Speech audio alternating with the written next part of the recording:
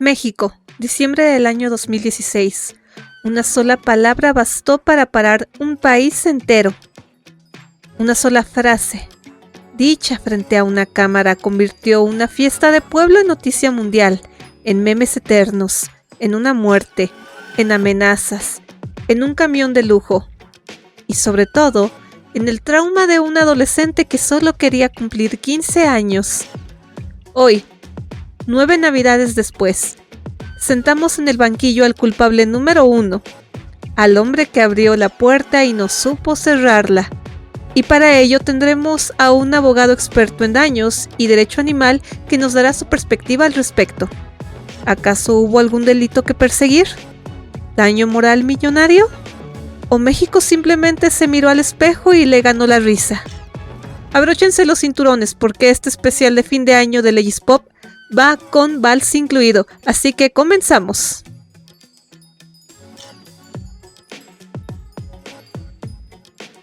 Muy buenos días, tardes o noches o la hora en la que ustedes estén viendo este especial de Leyes Pop por fin de año. Les hablamos Nayemil y mi invitado, el muy querido y estimado Antonio Danquín, al que vamos a recibir con un muy fuerte aplauso, por favor. Muy buenas noches, Antonio, ¿cómo has estado? Muy buenas noches, muy bien, te agradezco nuevamente por esta invitación y compartir con ustedes, contigo y con la audiencia de este espacio que a mí me llena de gratitud. Y es que, mira, contigo vamos a cerrar este año y ¿con qué tema? ¿Con qué tema, caray?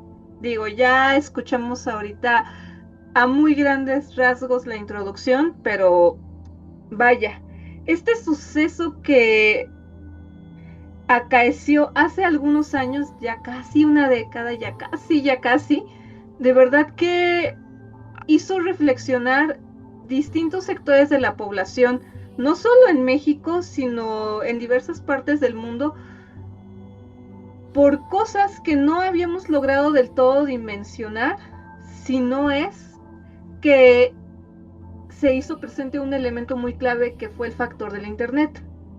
Y claro, cuando este tipo de cuestiones se masifican, se viralizan, pues vaya que los resultados pueden ser sumamente controversiales.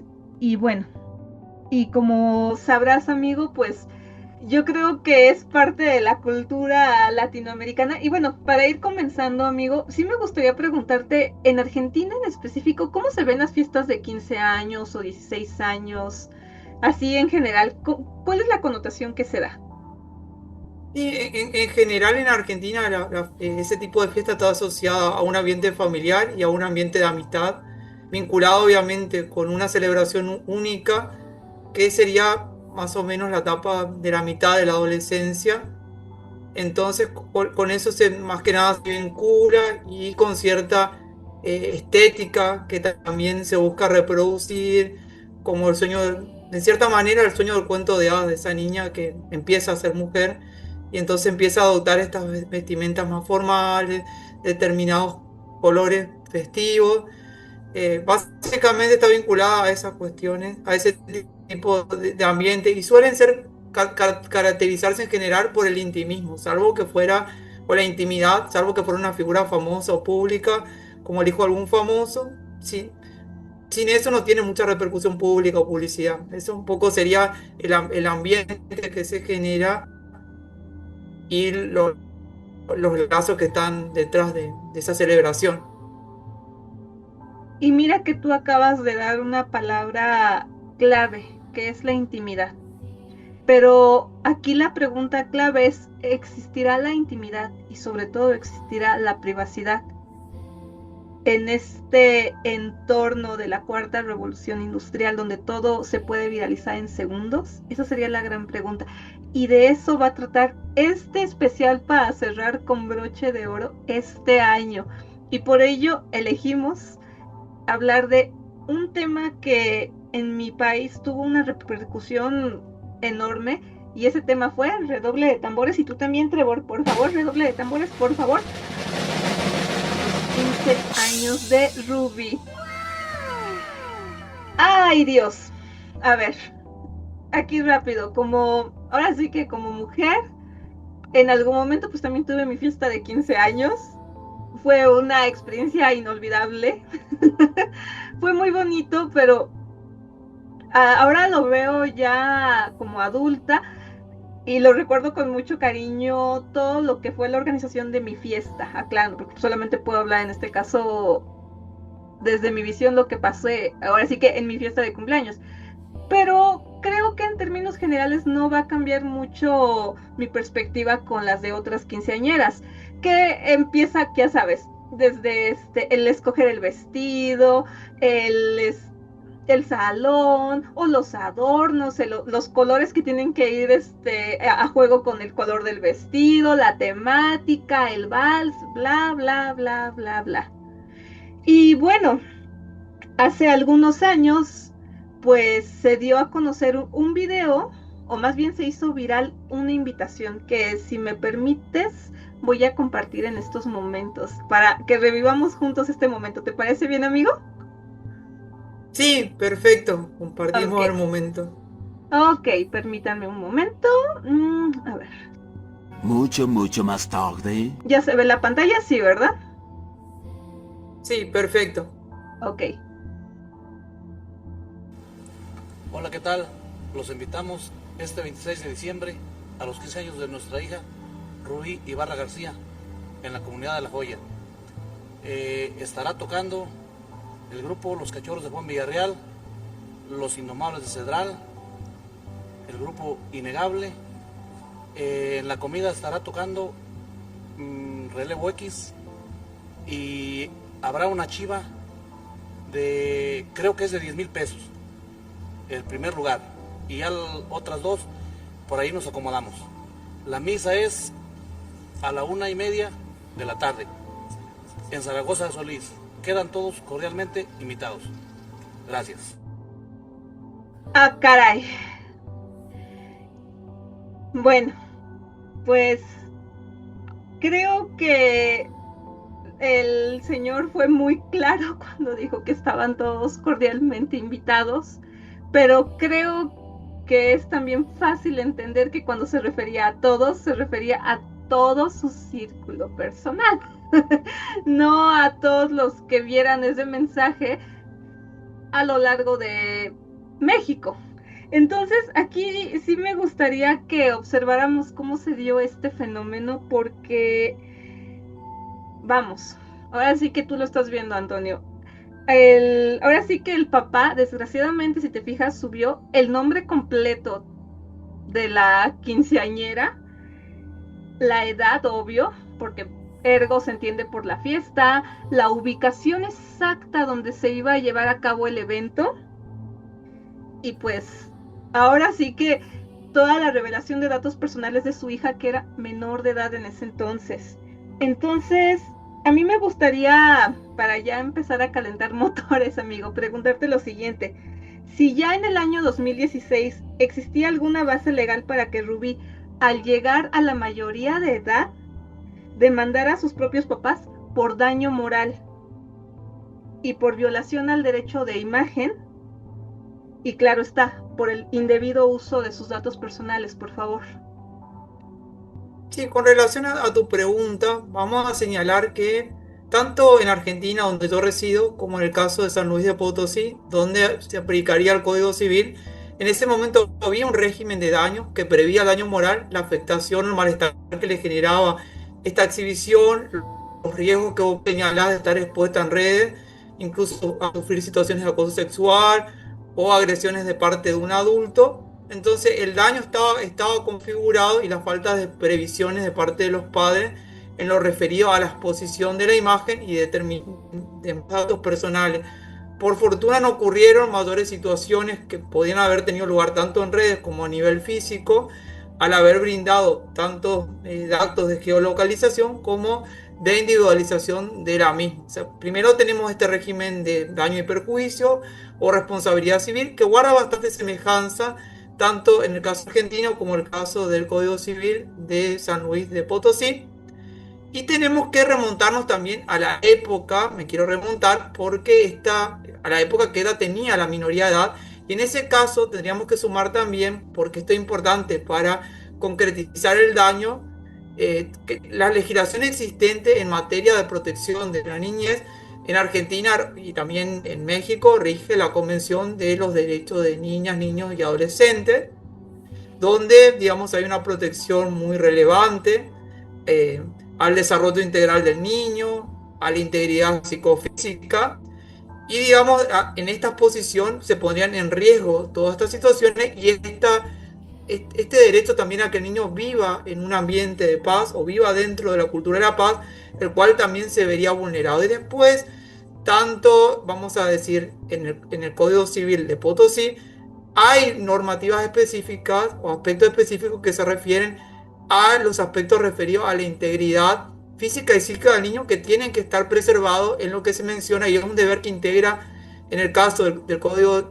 Civil de San Luis de Potosí la patria potestad. En el caso argentino existe un régimen similar con estos deberes de promover este desarrollo integral del niño, de preservar esta integridad psicofísica, y el Código Civil, que toma una denominación más moderna, lo abarcaría dentro de la responsabilidad parental. Estaría abarcado, o sea que tenemos también la legislación específica. ¿Por qué menciono esto? Porque aquí la antipublicidad es importante y en este caso se concreta en violar aquellos deberes previstos en las normas que tienen que garantizarse. En el caso de esta niña o adolescente de parte de los padres y no fue garantizado. O sea, acá tenemos, vamos a decir, categorías de normas que dialogan entre sí, retroalimentan para proteger esta situación de hipervulnerabilidad de una niña que va a ser evaluada al momento del juez, porque no es lo mismo sufrir esta situación en el marco de la adultez, sino haberla padecido de niña y que se proyecte a lo largo de la vida de esta niña, que ya mencionó en varias oportunidades las consecuencias que padeció, que iban desde entre la depresión y la ansiedad, que ya mencionó, y un tratamiento que tuvo que atravesar. Eso un poco para poner en contexto. Y mira que has tocado un punto muy delicado. Y digo, a ti te lo pregunto directamente como especialista que eres en derecho de daños.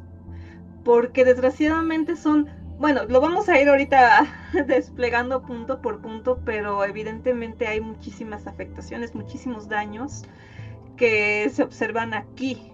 Y es que no sé a ti qué te parezca, amigo, pero me parece que realmente la persona protagonista de este suceso viral, de hecho no es la quinceañera, de hecho no es Rubí, sino es el papá. No sé a ti qué te parezca eso, a simple vista. Sí, a mí me da la impresión, si uno ve en el video que has compartido, que el padre toma la voz y yo pienso que en ese momento ni siquiera consultó a la niña, que era importante el consentimiento. ¿Por qué digo el consentimiento? Porque y esto está presente en forma explícita en la Convención de los Derechos de Niños, Niñas y Adolescentes, la autonomía progresiva. Esta niña al ser adolescente ya tenía un discernimiento para decir, bueno, este contenido me va a afectar, me repercute negativamente. Y teniendo en cuenta este discernimiento, porque esta niña, por la edad, uno podría decir, y por la evolución que hay social, que tenía madurez para comprender este contenido y oponerse. El padre, evidentemente, no consultó y la niña no pudo prestar el consentimiento, que este consentimiento es un desprendimiento de este principio de autonomía progresiva. Obviamente, cuando un niño es un bebé o tiene los primeros años, es muy difícil que pueda expresar su voluntad, sus preferencias. Pero a esta edad es muy probable que haya podido expresar esta preferencia, que no se tuvo ningún tipo de consideración. Y no solo el consentimiento, sino que la convención y también la legislación mexicana, a lo largo de diversas normas, también la jurisprudencia del derecho del niño y la niña a ser oído. Acá tampoco se lo escuchó para tomar una decisión que iba a ser muy fundamental, iba a afectar la identidad, el honor, porque uno ve los memes, también afectan la imagen que esta niña tiene de sí misma y que el resto tiene de los demás, del modo que fue ridiculizada también. Entonces me parece que esas cuestiones quedó silenciada la voz del niño. Para mí la niña quedó como un objeto en lugar de ser un sujeto de derecho, que esa es la lógica que está en todo el sistema jurídico, tanto argentino como el mexicano y en específico de San Luis de Potosí. Así es. Se quedó claro que aquí la intención, o sea, volvemos a lo mismo. A lo mejor la intención era compartirlo pues con sus contactos en Facebook. A lo mejor lo que pasó fue que se le olvidó checar en este caso el alcance de quienes podían ver esa publicación. Ya ves que eran distintas opciones, ¿no? Que solo amigos, que para todo público, solo yo, qué sé yo. Ahora sí que ya era una cuestión que el papá tenía que checar, que aquí incluso ya podríamos hablar hasta incluso de un cierto choque generacional, ¿no? Hasta incluso de un analfabetismo digital que ciertas generaciones tenían en esa época y que de hecho todavía a día de hoy se sigue viendo. Y justamente derivado de este tipo de situaciones, como lo es ahora sí que la difusión masiva de un video que se fue compartiendo y que por ende se hizo viral, y si a esto le agregas este factor de que se siguió alimentando el circo mediático, sabiendo que iba a haber un bullying masivo, desde tu punto de vista, ¿esto lograría configurar una responsabilidad parental agravada o una negligencia grave?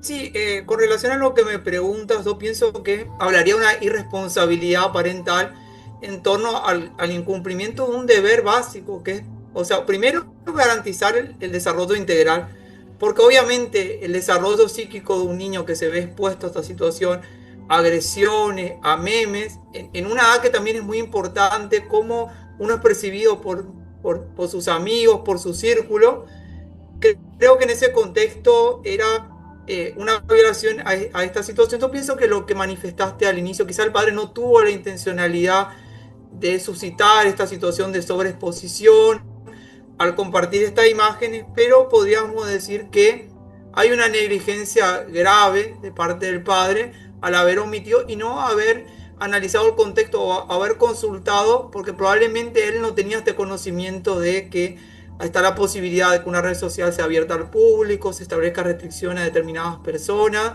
Entonces eso quizás era, él contrató una empresa de fotografía, pero me parece que en esos casos exigía, si él conoció una previsión mayor, de contratar a alguien que se dedique a la comunicación digital, que hoy existe y en ese momento existía al momento de preparar la fiesta. O sea que me parece, en suma, hay una negligencia grave que traduce esta irresponsabilidad parental en cumplir un deber básico que se vincula con lo que hablé de la promoción del desarrollo y también de preservar la integridad psicofísica de esta niña. Eso me parece como clave y obviamente una falta de consideración también de el interés superior del niño que un padre en el caso concreto debe ir guiando al momento de ir tomando las decisiones. Y yo agregaría a la madre, porque hablamos del padre, pero esta decisión la han tomado en conjunto. Vemos en el video a la madre también, que ha tenido un rol también, aunque en el video no emite ninguna palabra, bueno, está presente así y toma la decisión conjunta con el padre y tiene los deberes en forma conjunta y el mismo peso de decisión sobre decisiones que hacen al proyecto vital de la niña o adolescente en este caso, para usar una palabra más precisa. Incluso hasta el lenguaje corporal, si te das cuenta, ¿no? La del señor, que él es el jefe de familia, ya sabes, ahora sí que algo típico de esta sociedad, que él es el que va a tomar la palabra, empieza a hablar, la mamá, quien de forma tácita está acompañando la situación, y la niña que está en medio. Y claro está, obviamente, sí quedó clara esta parte de que en apariencia aquí el protagonista es el papá más que la quinceañera. ¿Por qué? Porque el papá fue el que empezó a hablar e invitó a medio mundo. Bueno, sabes qué quiero decir. Ahora sí que otra cosa es que lo haya hecho con la intención o no, que lo haya hecho dolosamente o no. Pero a lo que yo voy es que normalmente ahora sí que para toda mujer que desea, bueno, que desea que le festejen sus 15 años, porque hay unas que quieren el clásico coche, que quieren el clásico viaje y que quién sabe qué. Cuando tienes una fiesta así de grande, porque hay fiestas, bueno, también depende mucho del alcance adquisitivo de la familia, porque hay fiestas que son muy sencillas, como todo, unas que son muy íntimas, pero cuando ya son fiestas, por ejemplo, ya de 200, 300, 400, 1000 personas, pues sí considero que cuando ya hay una cantidad grande de invitados, pues realmente la quinceañera, y digo, por ejemplo, fue algo que pasó a mí, y sí hubo una cierta cantidad de invitados, sí disfruté la fiesta, No te voy a negar, claro que la disfruté, pero a veces pues sí estaba preocupada porque me hablaban de un lado, porque me jalaban aquí, porque tenía que ir a saludar a tal invitado, a pesar de que pues yo realmente pues nada más era la festejada. Pero, y es algo que compartí después con varias de mis amigas, porque en la secundaria pasó mucho eso, secundaria y el primer año de prepa, que era como que la rachita en la que las niñas cumplíamos 15 años. Entonces siempre platicaban eso de que, ay, es que me tuve que parar temprano para que me peinen, ay, no, es que me hicieron las uñas, ay, no, es que esto. Entonces, simplemente el hecho de los puros preparativos de una fiesta de 15 años normal sí son muy estresantes. Eh, yo, o sea, voy a decir que con todas mis compañeritas, todas bajamos de peso por el estrés con el vestido. ¿Por qué? Porque nos los hicieron una talla y a la mera hora ya nos quedaba grande el vestido, cosas así, amigo. Entonces imagínate, si ya de por sí en una fiesta pues sí que es íntima porque pues nada más son los invitados que los papás pues invitan. Imagínate, imagínate lo que tuvo que haber sido que más de 1 millón de personas reaccionaran a ese video y que que se hiciera un evento en Facebook y que dijeran sí asistiré.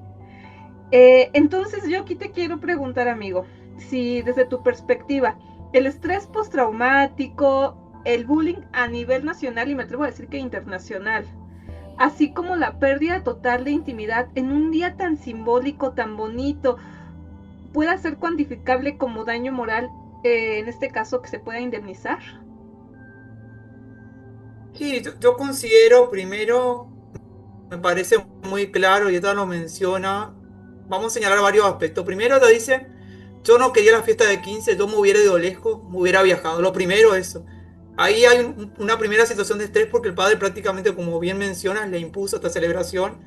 Luego las puso y ella en forma forzada tuvo que, y uno veía el rostro, por ejemplo, de esta.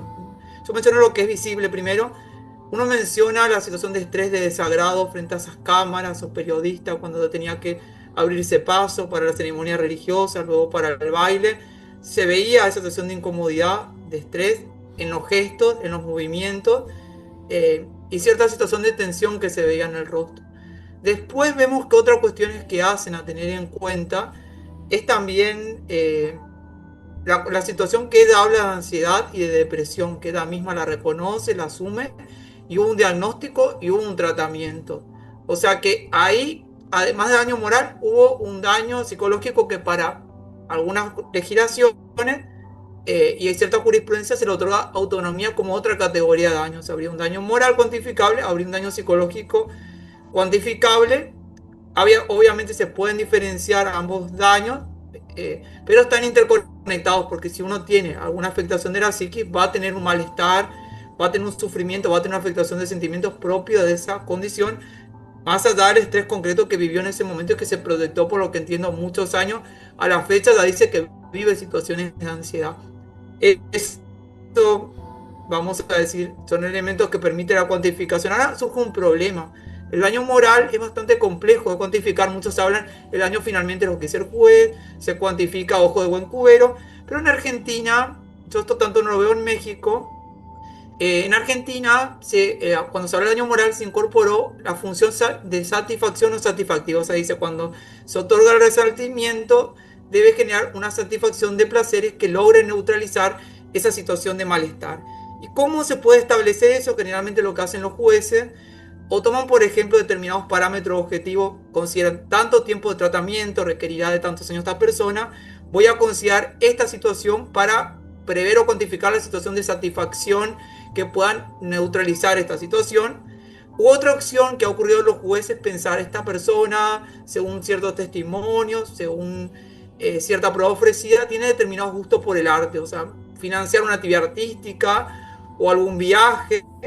Entonces de esa manera se buscaría neutralizar. Me parece que es una buena, sabemos que cuantificar una buena estrategia de cuantificación.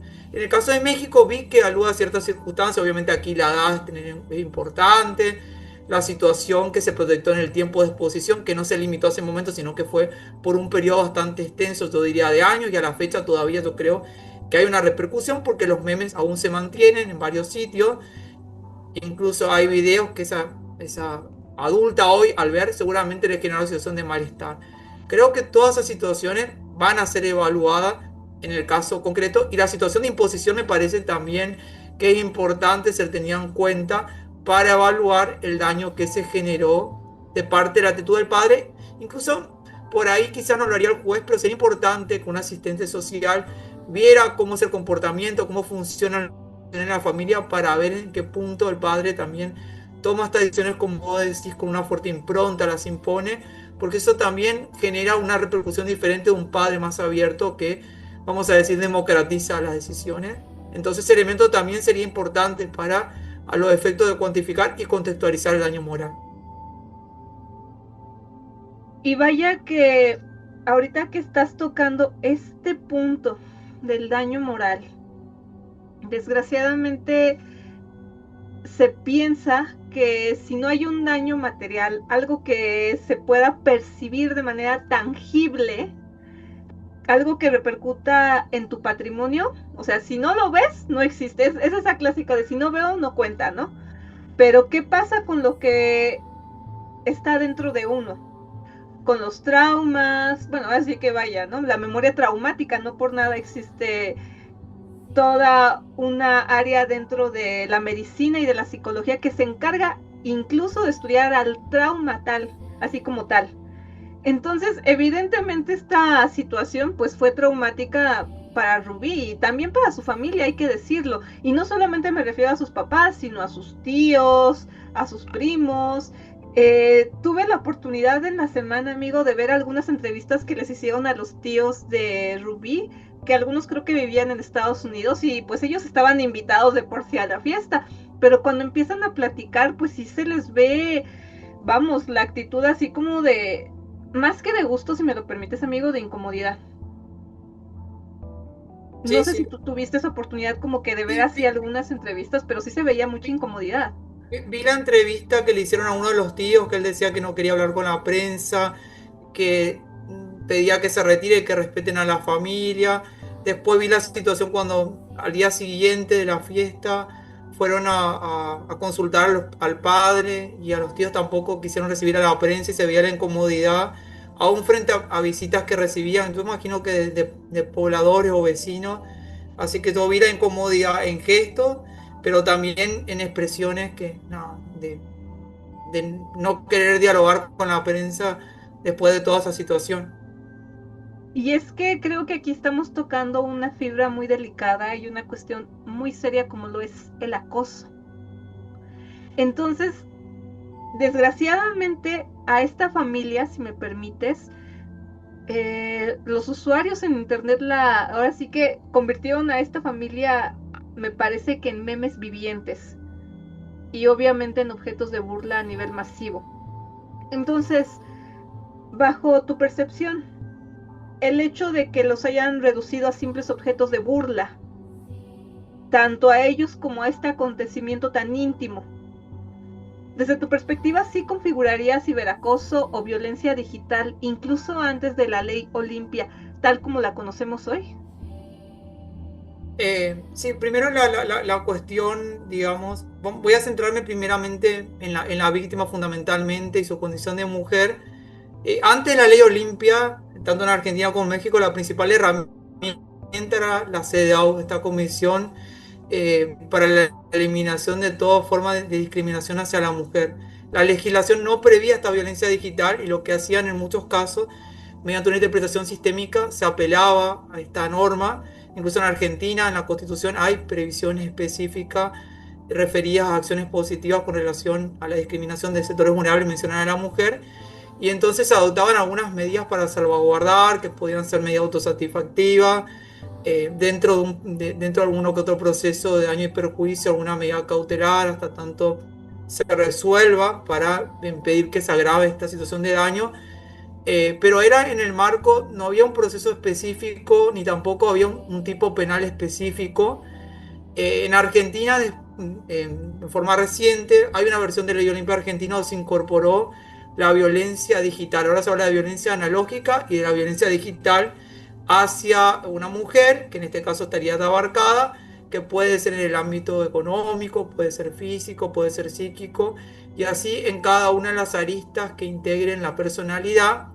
Entonces, digamos, hoy estaría abarcado. En ese momento, o sea, había que hacer esa lectura sistémica. También en México no existía, yo tengo entendido que la ley Olimpia en México fundamentalmente estaba orientada a la violencia sexual, no abarcaba toda la variedad de afectaciones que había, o sea, se limitaba a la integridad sexual como bien jurídico, y no hay hoy, según tengo entendido, no hay una tipificación específica de violencia digital hacia cualquier bien jurídico, como sería lo ideal, que tenga una amplitud que abarque toda la arista de la personalidad.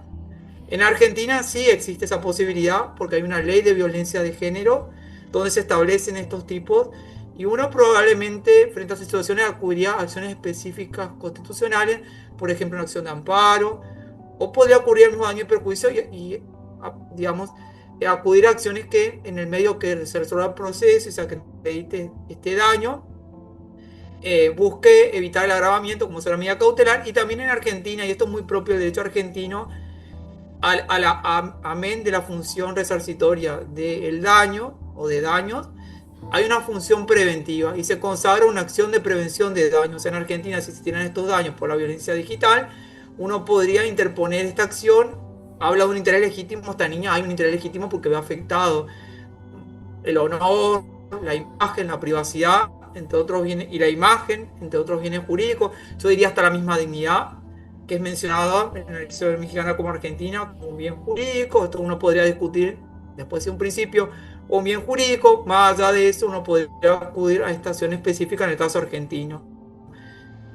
Y en el caso de México, nada, tendría que darse particularidad de que encarna una afectación a la integridad sexual, ya sea reproducción, comercialización de imágenes y otras cuestiones que se mencionan en la ley Olimpia y en las diferentes tipificaciones que hay en los diversos códigos penales que más o menos reproducen la lógica de la ley Olimpia en el caso de México. Eso sería un poco el panorama y para mí el ideal obviamente sería que se avance más y cada mayor cantidad de tipos penales que abarque más bienes jurídicos, porque la violencia digital no solamente recae sobre la arista sexual, sino sobre toda la arista de la personalidad, como en este caso ocurre con esta niña o adolescente. Ahora bien, amigo, evidentemente pasaron aquí muchísimas cosas. De hecho, ahora sí que me voy a escuchar como película gringa. Oh, sí, lo recuerdo perfectamente. Hubo incluso hasta cobertura a partir de los diversos programas que había a lo largo del día que estaban, digamos, ya ves que hay programas de corte matutino, de revista, luego están los noticieros de la tarde, luego hay así como que programas de chismes, de espectáculos y cosas así que también van como en vivo y así. Recuerdo que ese día estaban haciendo cobertura del evento en vivo. Claro está, sin contar lo que se estaba difundiendo en Facebook, en YouTube y demás, que ponían el momento al momento. Por ejemplo, Rubí llegó al lugar en donde se llevó a cabo la misa. Rubí está ahí con sus papás. Miren la cara de la mamá, miren la cara del papá, miren cómo la mamá se peleó con la prensa, miren cómo esto. Obviamente sí se tenía contemplada la fiesta y todo eso, toda la organización y demás. Y de hecho ya, hasta incluso en el video que pusimos al principio de la invitación original se menciona la famosa chiva. Y obviamente fue uno de los puntos que más llamó la atención, que porque el premio de la chiva, que en este caso era como que este concurso de carreras, iba a ser por un bono me parece que iba a ser el premio unos 10,000 pesos aproximadamente. Y pues, entonces aquí pasaron muchas cosas. Se dio esta carrera como parte de los festejos. Sin embargo, pues hubo una víctima fatal. Entonces, hay que mencionarlo de esta manera. Este hype que se dio de manera tan viral, precisamente por esta carrera, un jinete falleció. Entonces aquí sí me gustaría detenerme en este aspecto que es inherente a otra de tus áreas del conocimiento, amigo, como lo es el derecho animal, el derecho de los seres sintientes. Entonces me gustaría preguntarte si se puede establecer una cadena de causalidad entre, por una parte, el descontrol masivo que se dio en el evento de Facebook y la responsabilidad penal o civil, dependiendo, en este caso tanto de los papás, así como de los organizadores del evento, por favor.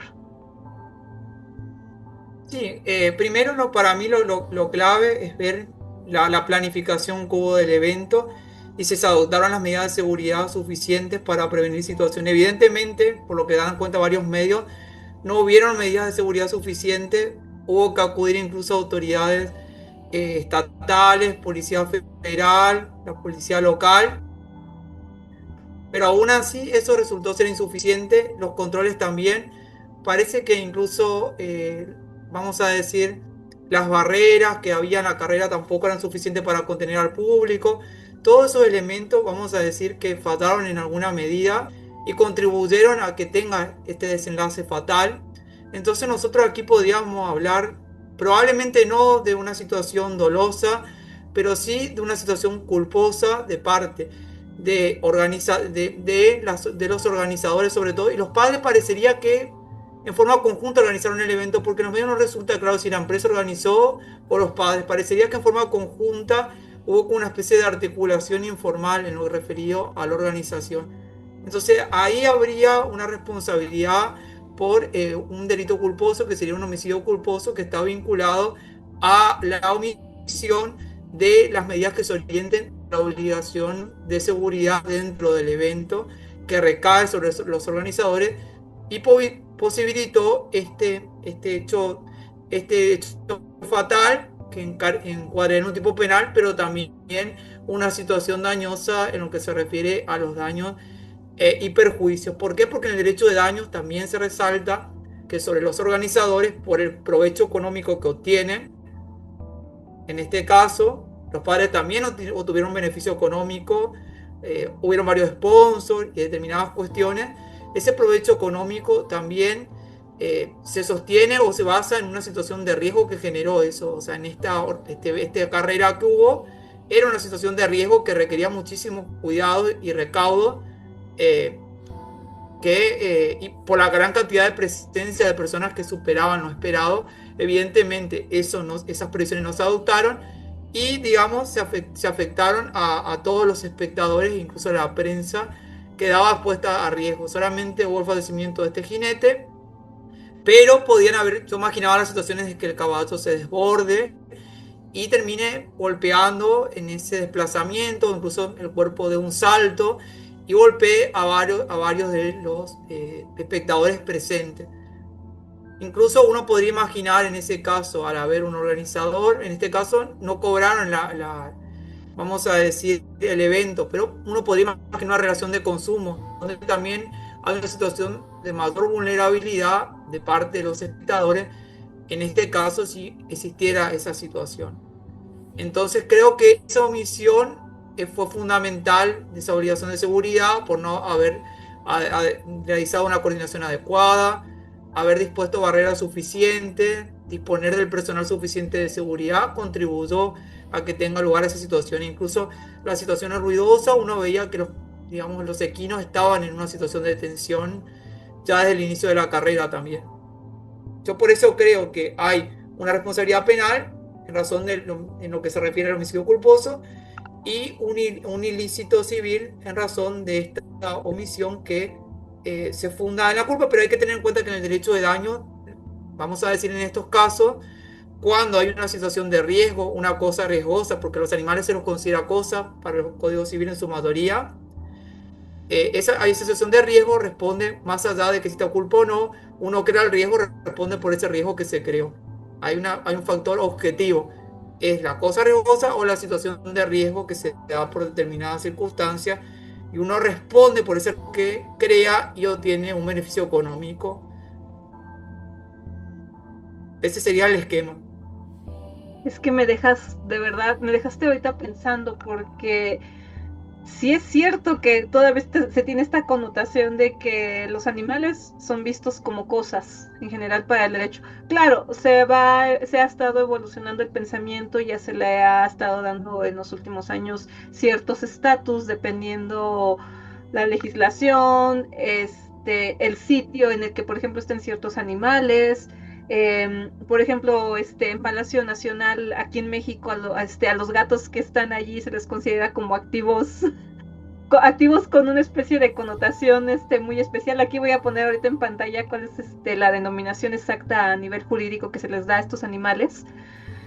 Pero aquí sí, amigo, tocaste ahorita una fibra muy delicada que en este caso estamos hablando de que los caballos van a toda velocidad en medio del caos. Entonces, tal cual, a pesar de que estamos hablando que pueden ser ciertas tradiciones culturales que han estado arraigadas por generaciones, pues aquí en México, ¿se puede hablar aún así de maltrato animal en este tipo de situaciones? Y más por la manera en que los animales se Sí, encontraban. sí, primero quiero, antes de continuar con esto, quiero hacer una salvedad con relación a la pregunta anterior, porque en algunos comentarios de la prensa se mencionó que este hombre se adelantó, hizo una maniobra que sería fuera de las reglas deportivas, y ahí alguien podría decir, bueno, aquí hay un quiebre en la causalidad porque hay un hecho de la víctima o culpa de la víctima según la denominación que se quiera dar. Entonces, esa otra variante que se podía introducir dentro del análisis para ver si se quiebra esta causalidad. Eso un poco para cerrar la pregunta anterior, que era un comentario clave, y quería agregar otra cuestión que es cierto que la Constitución, como mencionas, de México y otras constituciones asumen la condición de ser sintiente, pero aún si la sintiencia trae ciertos deberes, no se reconoce como sujeto de derecho que, digamos, la idea de sujeto de derecho implica que hay una dignidad y no se puede disponer del cuerpo de los animales, ni incluso en actividades deportivas. La sintiencia pone ciertos límites para regular la actividad y se tiene en cuenta, en cierta medida, reducir un poco el sufrimiento. No, eso es un poco aquí lo que se tenía presente, se tiene presente en esta idea. Y ahora, siguiendo un poco esta lógica que nos, vamos a decir en las normas penales, se separa de esta idea de cosas, es más cercana a esta idea constitucional presente en la Constitución Federal de México y en la Constitución de la Ciudad de México, esta idea de ser sintiente, y se habla del maltrato. Acá es importante tener presente una cuestión para ver.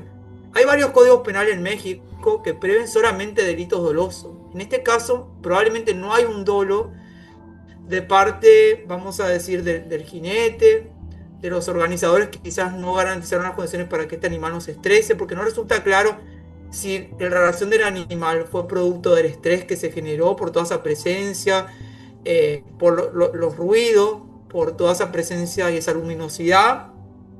Eso no resulta muy claro y ahí abarcaría a los organizadores. O, digamos, pudo haber realizado un movimiento brusco o un golpe hacia ese animal de parte del jinete. Eso no queda muy en claro, pero si tomamos en cuenta varios códigos penales que exigen, vamos a decir, el dolo no había en esta circunstancia. Como el caso del Código Penal de San Luis de Potosí prevé el maltrato y abarca las posibilidades de acciones y omisiones, vamos a decir, negligentes, pudo haber probablemente existido una negligencia y esa situación de lesión que se generó en virtud de la negligencia podría ser una situación de maltrato animal. Pero hay que tener presente esto siempre, que hay varios códigos que solamente se limitan al ámbito de lo doloso y hay casos que prevén la culpa y determinadas diligencias que se vinculan sobre todo, básicamente, a evitar el temor, el sufrimiento del animal, buena alimentación, y no sufrir en este caso violencia de parte o durante, vamos a decir, en el evento. Y yo podría imaginar otra situación, pongo de ejemplo, donde podría haber responsabilidad, vamos a decir, de parte del jinete. Si el jinete realmente hubiera dado un golpe muy fuerte, había quedado registrado y ese golpe lo realizó con intencionalidad, eso sería un maltrato animal porque hay una lesión de carácter intencional para los casos que se exige esta cuestión. En el caso argentino, la Ley de Protección Penal Animal, la 14.346, prevé siempre delitos dolosos. O sea que para el caso argentino, una situación como esta, que en apariencia parecería porque no quedó registrado que hay una lesión intencional del jinete, ni de los organizadores que hayan generado alguna situación donde no fue bien alimentado, o generaron un estrés o temor de carácter intencional, u otras situaciones que afecten este dominio mental del animal. En ese caso sería típica porque no hay, vamos a decir, delitos culposos en el caso, vamos a decir, argentino. Y digamos, también quiero señalar que esto me parece un punto clave, tanto en el derecho argentino como en el derecho mexicano, no está prohibida las carreras de caballos. En un mundo hipotético, porque en Argentina están prohibidas, por ejemplo, las carreras de perro. Si se hubieran prohibido las carreras, o sea, la organización en sí misma, sería ya cometer un delito. Realizar la carrera, participar en la carrera, configuraría también un delito para el caso hipotético que en algún momento se prohibieran las carreras y toda la cadena, vamos a decir, de la actividad deportiva que va desde la organización y diversos actos preparatorios hasta la realización, incluso en algunas legislaciones se prevé la presencia del público en estos espectáculos, configurar un tipo penal, en ese caso sería otra situación. Hoy la tradición no es cuestionada y solamente lo que se busca es evitar el sufrimiento del animal en la medida de lo posible. Incluso se habla de sufrimiento innecesario por eso. Eso me parece un punto que era relevante ser aclarado. Y te agradezco muchísimo que hagas esta distinción, porque digo, no por nada está la equitación hoy en día todavía, el pentatlón, todo este tipo de competiciones donde está el jinete con, en este caso, con el caballo.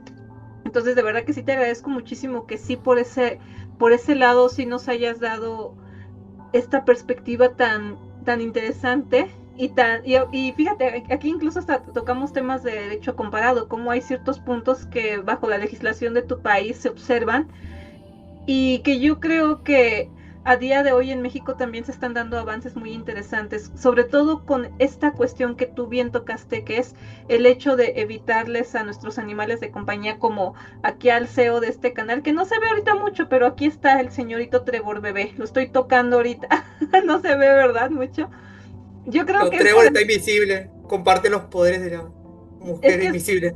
es que sabe, mira, ahí se ve. ¿Ya, ya Ahí se vieron? visualiza.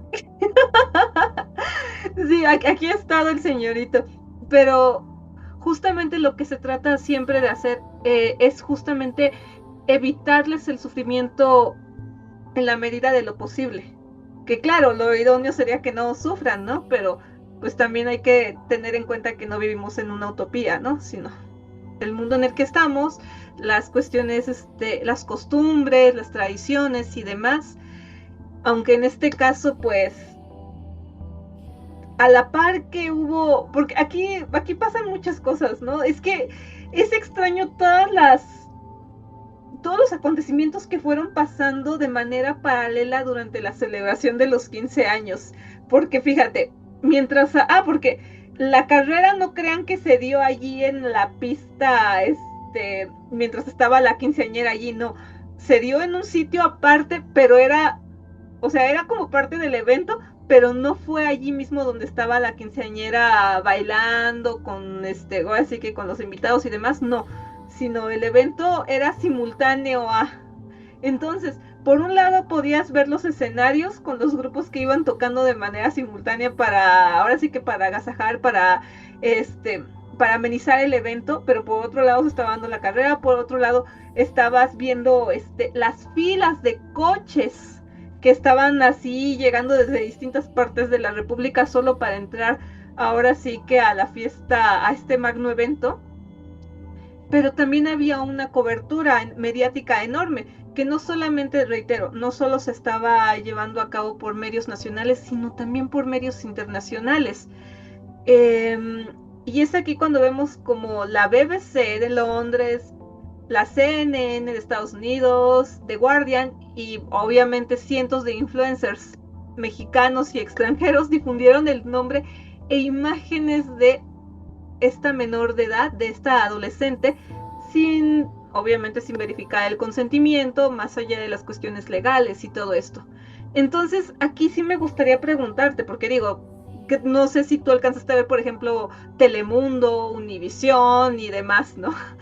Entonces, bajo tu perspectiva, ¿esto generaría una responsabilidad transfronteriza o alguna violación al derecho de la intimidad, en este caso por parte de la quinceañera? Sí, con relación a tu pregunta, más bien yo considero que hay una violación a la intimidad que va a dar lugar, muy probablemente, como hoy hablamos, una acción de daño y perjuicio. Ya señalamos cuál sería fundamentalmente la categoría de daño que uno buscaría el resarcimiento. Y también, bueno, específicamente en este caso no hay previsiones, vamos a decir, tipo penales específicos para estas situaciones. Como señalamos, está más bien limitado a la órbita, vamos a decir, sexual. Obviamente, a largo plazo las legislaciones deberían prever un mayor alcance. Yo con relación a la responsabilidad tan fronteriza, por ahí no lo veo en el sentido de que este resarcimiento, o en el caso de situaciones específicas también como para prevenir el daño que hoy señalé, se plantean ante tribunales locales, porque en materia civil no hay un tribunal, así como hay una Corte Penal Internacional, no hay un tribunal internacional específico donde uno pueda manifestar, ni tampoco, vamos a decir, existen tratados que regulen la cuestión referida, como hay en materia de propiedad intelectual de carácter internacional, que se refieran a este tipo, que sería bastante fundamental porque es un derecho personalísimo que está previsto en el Tratado de Derechos Humanos, pero no hay una previsión específica referida para que en ambos países, por ejemplo, se pueda ser juzgada esta cuestión. No hay en esa cuestión un tratado, vamos a decir, transfronterizo en la materia, como hay en otras materias que sí puede haber. Yo pienso un poco en cuestiones de familia y demás, que hay tratados de derecho internacional privado, pero en este caso específico no, entonces por eso me limito al ámbito local.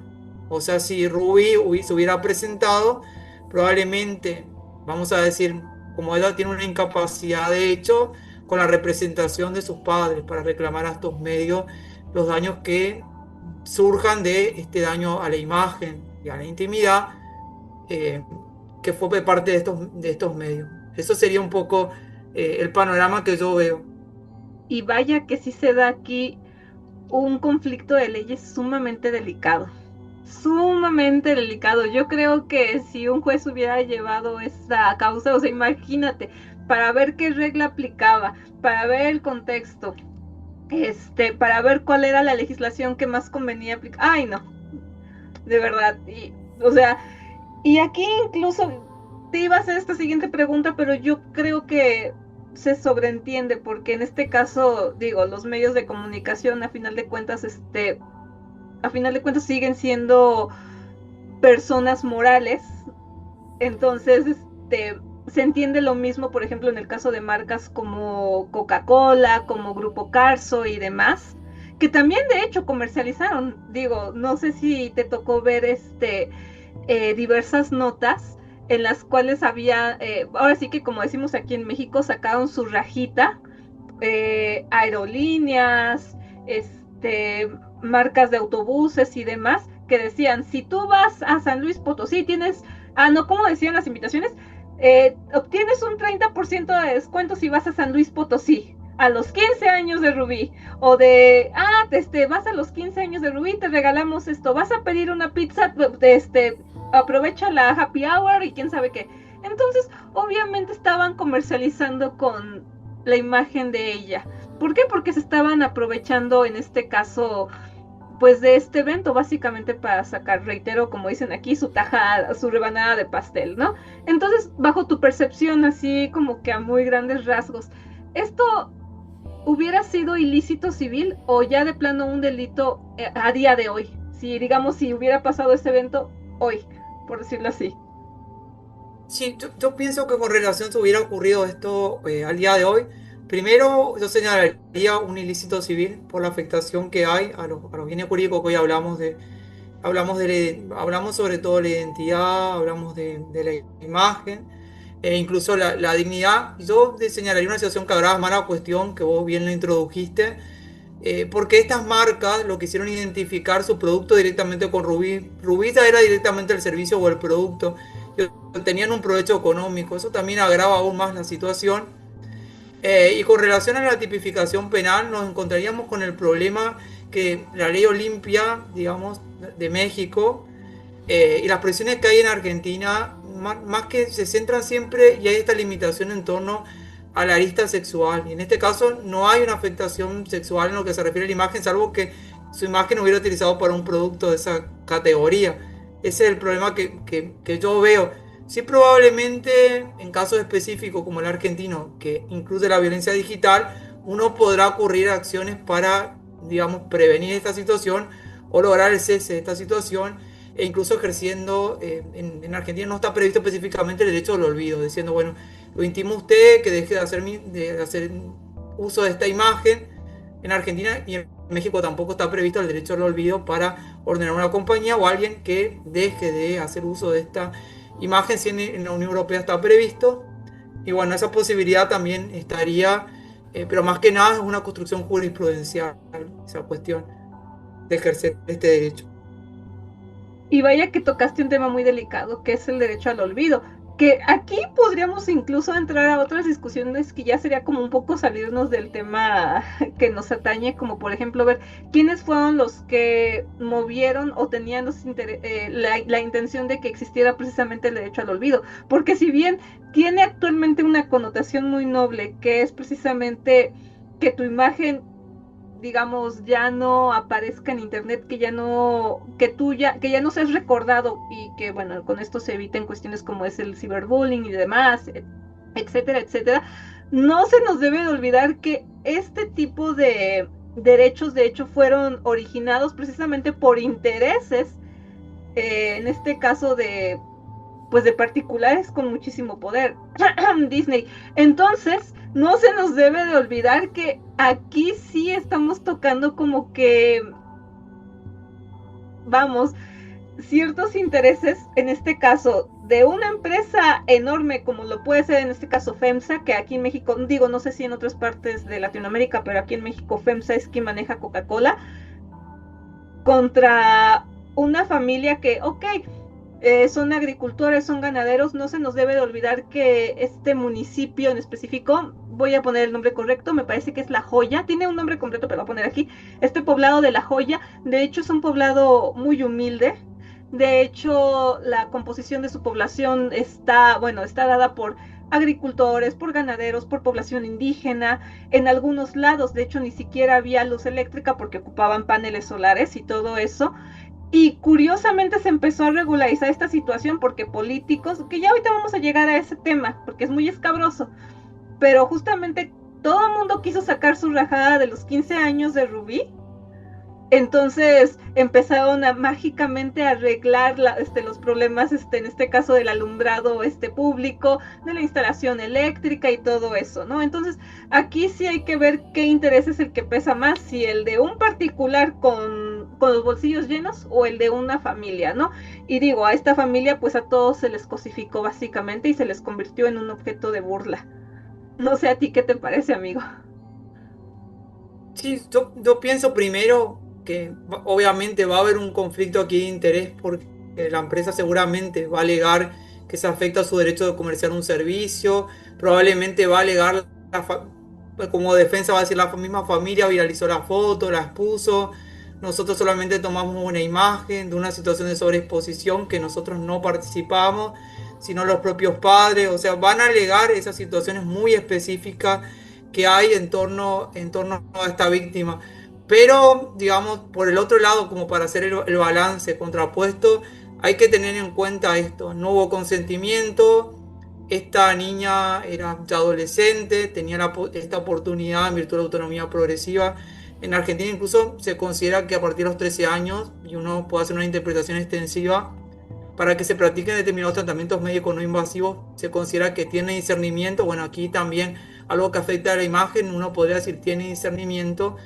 Todas estas circunstancias también deberían ser evaluadas y esta hipervulnerabilidad, porque en el fondo uno ve que aún en casos de que está en juego la libertad de expresión, se da mucha prevalencia del interés superior del niño para preservar la imagen, la no mención del nombre. Probablemente esta hipervulnerabilidad, más allá de la decisión de los padres y el hecho de que ella no haya intervenido en la decisión, puede ser un elemento que termine inclinando la balanza. Mucho va a depender de la lectura que tenga, porque hay que reconocer esto, en la ponderación hay elementos objetivos que intervienen en esta fórmula del peso concreto que habla Robert Alexy, pero en esta fórmula de peso también intervienen determinadas cosmovisiones que tienen estas personas. Así que yo a ustedes les manifiesto cómo uno podría ir equilibrando el peso, pero en el fondo quien va a decidir a qué cuestión le va a asignar más peso, más valor, va a ser el intérprete en este caso, versus el caso concreto. E incluso aquí estaríamos hablando de un problema de calificación. como Sí.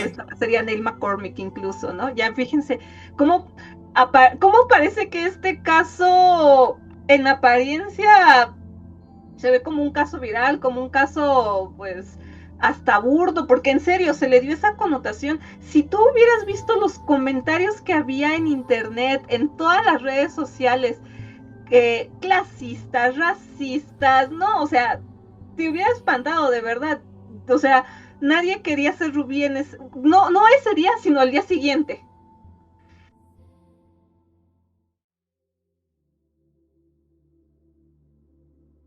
Corría diciembre del año 2016 en La Joya, una ranchería de San Luis Potosí. Rubí Ibarra García estaba a punto de cumplir 15 años y sus papás querían hacer algo un poco diferente. Fue así que contrataron a un maquillista profesional y grabaron una invitación de lujo. El papá, don Crescencio, cerró el video con la frase que cambió todo. Todos están cordialmente invitados, del 26 de diciembre en adelante. Solo que aquí hubo un pequeño detallito. Se les olvidó poner la publicación en modalidad solo amigos en la publicación de Facebook, por lo que en menos de 48 horas el video tenía millones de vistas. Dicho evento en esta red social aproximadamente creó a 1.3 millones de confirmados y 800,000 interesados, y la gente empezó a bromear. Llevo a más de 50 colados, llego en mi helicóptero, mi burro quiere cumbia, en fin. Desgraciadamente también hubo amenazas reales, doxeo de la ubicación exacta y hasta páginas de cómo llegar en caravana. Fue así que los memes explotaron, porque Juan Gabriel, que en paz descanse, aparecía como asistiré. Gael García Bernal decía confirmado, Checo Pérez, Kate del Castillo, en fin. De repente todo el mundo estaba confirmando su asistencia a la fiesta de 15 años de Rubí. Fue así que medios internacionales pusieron a esta chica en portada. BBC, CNN, The Guardian, NBC, Le Monde, en fin. La quinceañera mexicana era trending global. Por lo tanto, la familia entró en pánico. Contrataron seguridad privada, la policía cerró caminos y cancelaron la fiesta pública. Pero el caos ya estaba servido, porque para calentar el evento hicieron una chiva, que era una carrera de caballos donde el jinete murió al caer del caballo. Eso sí, hago la aclaración que la chiva de hecho estaba mencionada al inicio en la invitación que se hizo de forma audiovisual. Y en fin, al final hasta le regalaron un camión de lujo para que Rubí llegara como una reina. La fiesta se hizo privada con una cantidad inicial de 800 invitados reales y se transmitió en vivo por Facebook. Así es, más Facebook. Claro está, esta cantidad de invitados fueron aumentando hasta llegar, a una cantidad que a continuación se las voy a decir. Pero quiero que chequen antes el contexto bajo el cual se estaba desarrollando ahora sí que la fiesta del año, en este caso del año 2016, ya que mientras la gente de a pie lidiaba con colas de 3 horas y una economía sumamente amolada para llegar al evento, y bueno, aquí hasta Pemex estaba perdiendo miles de millones, los gobernantes usaban el viral para estar en sintonía con la quinceañera, apoyándola, y claro está, esto apestaba a oportunismo y a huachicol. El gobernador de San Luis Potosí, Juan Manuel Carreras, no solo recomendó cambiar el lugar de la fiesta de La Joya a Laguna Seca por seguridad, para justamente evitar el caos de 1.3 de millones de personas confirmadas en la fiesta, sino que asistió con su familia y todo su séquito, así como lo oyen. Fue así que él mandó apoyo total, la policía estatal, policía federal, Sedena y hasta presidentes municipales vecinos. Hilario Ramírez Layín, alcalde de San Blas, Nayarit, aquel que fue célebre por el claro y consonante robo poquito, Así como el hecho de que estuvo regalando billetes en campañas, llegó, bailó con Rubí y le regaló un auto nuevo. Y el colmo del show era que justamente varios presidentes municipales de San Luis Potosí, como el de Charcas, quien en ese entonces gobernaba el licenciado Luis Armando Colunga, coordinaron el traslado. Ok, entonces se puede decir que al final la fiesta tuvo más de 30,000 asistentes reales. Afortunadamente no fueron los 1.3 millones que habían confirmado en Facebook, pero con tanto VIP político, la verdad es que esto parecía una convención del partido dominante en ese entonces, en lugar de una fiesta para una quinceañera. Y mientras tanto, el pobre jinete de la chiva murió y la región con gasolina racionada. Bajo este contexto, Rubí se convirtió en la primera gran celebridad viral mexicana sin quererlo, y el meme eterno que todavía hoy, 9 años después, nos persigue con un grito. Ya llegó Rubí. Y es así que ahora hago la pregunta del millón y de los millones de viewers. ¿Es que acaso todo esto fue un fail épico de privacidad? ¿O fue el mayor delito accidental contra una menor que hemos visto en redes mexicanas? 9 años después, la moraleja sigue siendo la misma. En México, con un dron, un todos cordialmente invitados y un botón de privacidad mal puesto, puede hacer que se pare un país, que haya cobertura internacional, que muera un jinete, que se haga bailar a un gobernador y sobre todo, que se pueda romper el corazón a una niña que solo quería su fiesta de 15 años. Así que en estas fiestas, antes de subir cualquier video, chequen la configuración, denle más amor, abracen a sus hijos y recuerden que a veces el mayor regalo es que nadie sepa dónde es la fiesta familiar.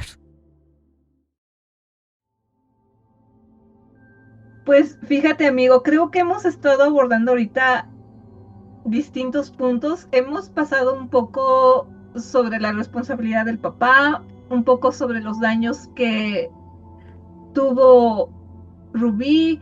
También estamos pasando por la parte inherente al derecho animal y claro dimos este salto tan interesante como lo fueron en este caso las empresas y los medios de comunicación. Pero ahora me gustaría abordar otro punto que es el inherente a la repercusión que este evento tuvo dentro de la cultura pop, porque obviamente lo tuvo.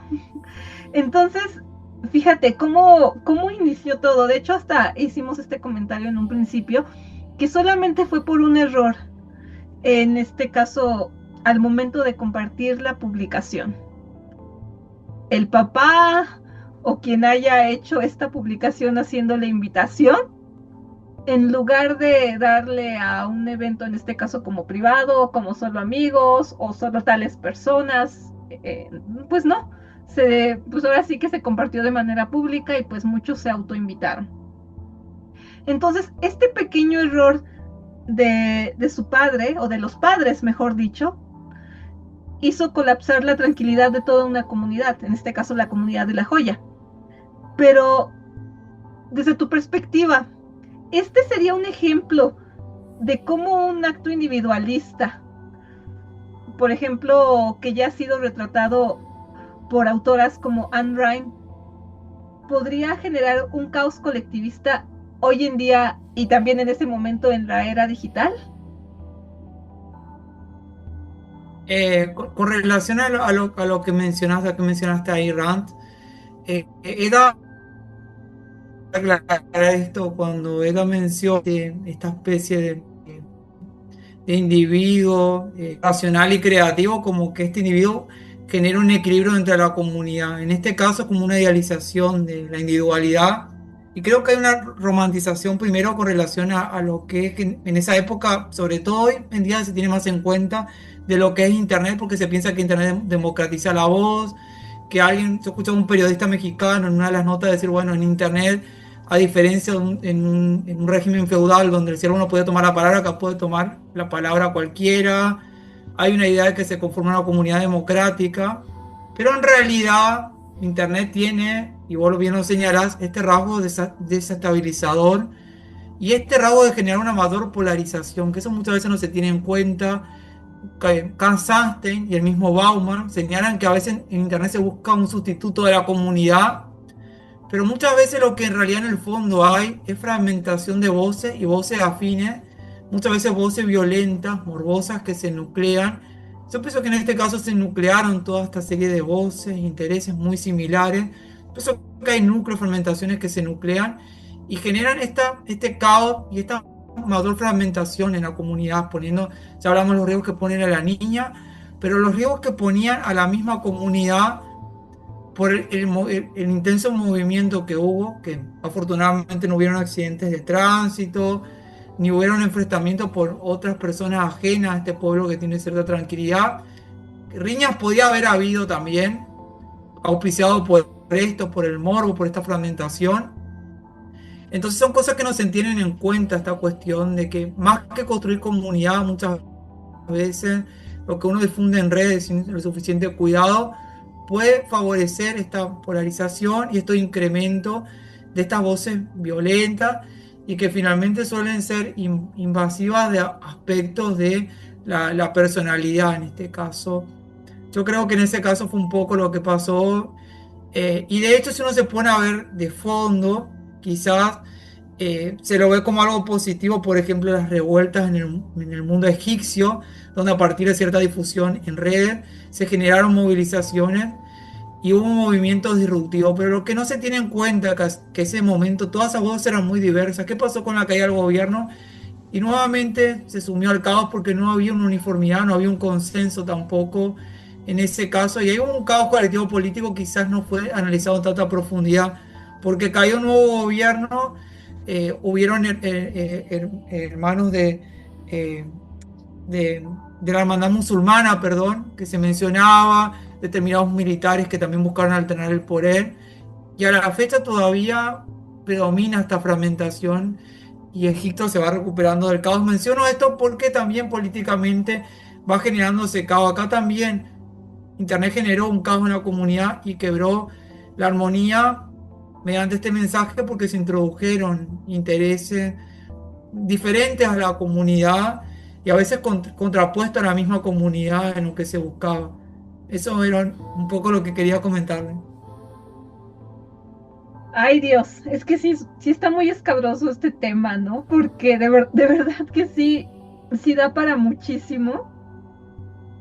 Porque incluso se observa cómo en este caso una persona, o mejor dicho, bueno, más bien una familia, me refería a una persona, a Rubí como quinceañera, pero ya hablando en este caso de este grupo, de esta familia de mamá, papá y la quinceañera, que eran como que estos tres elementos, de la noche a la mañana, pues su vida, vaya que cambió, dio un giro de 180 grados.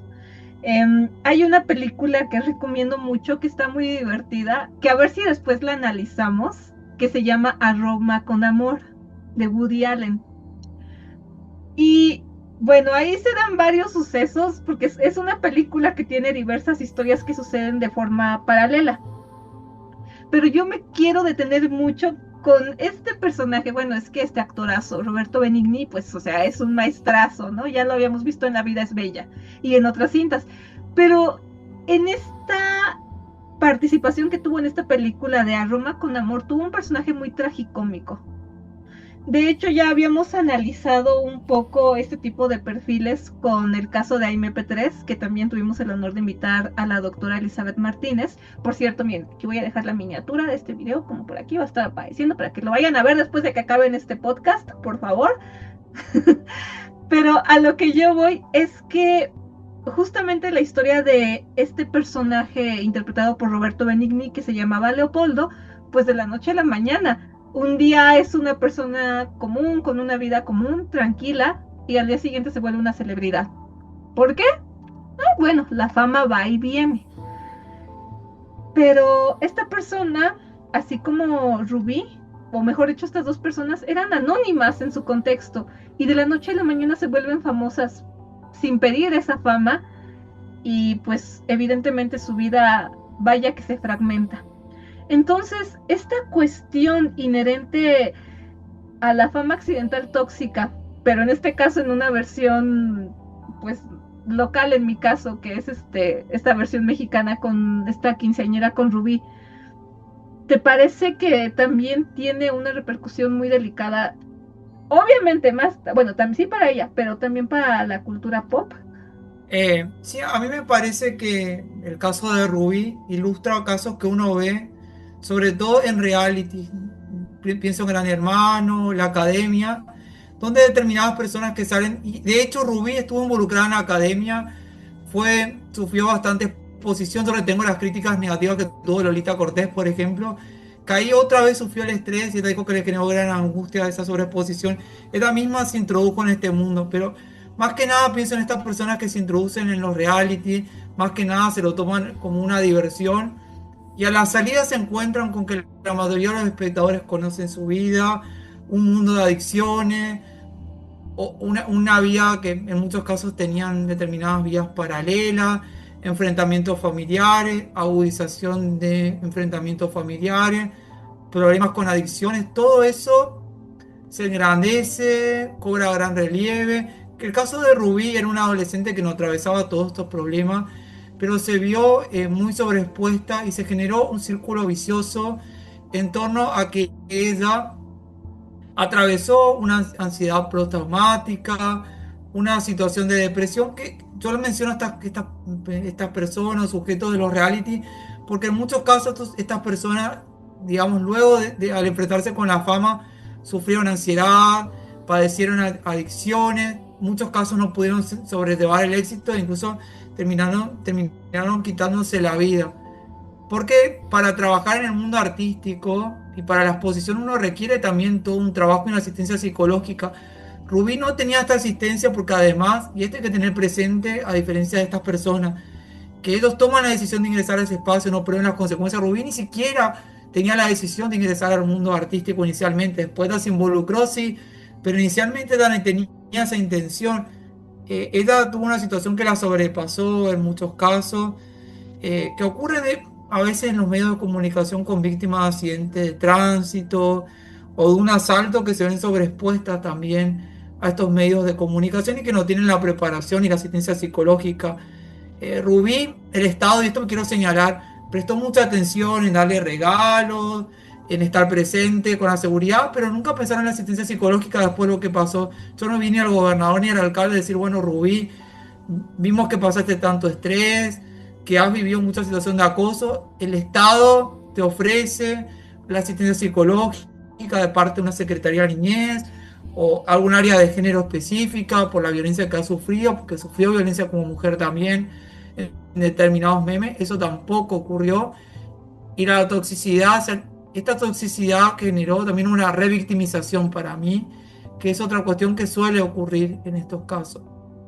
Así que eso era un poco lo que yo veo en Rubí y que es frecuente en todas estas personas que están en el mundo artístico, en los realities, incluso en alguna oportunidad contigo habíamos charlado de los niños que los padres lo involucran en el mundo artístico y en determinadas producciones donde le hacen vivir o dar un salto a un mundo adulto. En el caso de Rubí le hicieron pasar por una experiencia que quizá un adolescente no la va a tener en ese momento, quizás en un mundo adulto uno lo enfrentará, así que me parece que ese paralelo también podría hacerse. Y ahí, amigo, tocaste ahorita un elemento con el que vamos a cerrar con broche de oro. Y creo que es para muchos el tema que realmente era el más pesado, porque vamos a hablar finalmente, amigo, del contexto sociopolítico bajo el cual se llevó a cabo pues esta fiesta que en principio solamente iba a ser familiar. Evidentemente ya abordamos distintas esferas con relación al Rubí, que abarcaban desde la esfera familiar, la esfera económica, la esfera jurídica, la psicológica y demás. Pero ¿qué pasa con este entramado social bajo el cual pues se llevó a cabo este evento? Porque recuerdo esta turbulencia de los años 2015, 2016, en este caso 2016 en específico, en México hubo un problema de desabastecimiento de gas, de gasolina, sumamente delicado. Pasaron muchas cosas precisamente por esta falta de combustible en diversos puntos, incluso hubo saqueos, amigo. Fue una situación muy delicada, muy lamentable. E imagínate, si por un lado estás viendo noticias de que saquearon X tiendas, se robaron electrodomésticos, se robaron esto, entraron e hicieron actos de rapiña aquí y allá, estás viendo que hay filísimas para poder cargar de combustible tu vehículo y demás, y no puedes porque simple y sencillamente no hay. Hay un encono en la población, está la gente enojada. Y que de repente suceda este evento. Ahora sí que dirían por ahí que los astros se alinearon para que existan, como dicen por ahí, las cajas chinas, para que existan, en este caso, estas cortinas de humo y demás. No digo con esto que haya sido un caso fabricado lo de Rubí, que quede claro. Pues ellos, o sea, organizar una fiesta de 15 años, no crean que se organiza en 15 días o en una semana. Bueno, me refiero a una fiesta, digamos, en grande, como lo decía al principio, no. Es una fiesta que a veces requiere hasta años de preparación por el ahorro económico para comenzar. Y pues pasó esto que te comento, amigo. Había una situación muy delicada a nivel nacional y obviamente en San Luis Potosí está un desabastecimiento de combustible sumamente delicado. Y bueno, pues te comento, en ese entonces el gobernador Juan Manuel Carreras no solamente había recomendado cambiar la fiesta del lugar donde originalmente iba a ser, que era la comunidad de La Joya, a un lugar llamado Laguna Seca por seguridad, sino que además, tú bien lo dijiste, amigo, que este gobernador había mandado la policía estatal, incluso pidió el apoyo en este caso de las fuerzas federales y de la Secretaría de la Defensa Nacional.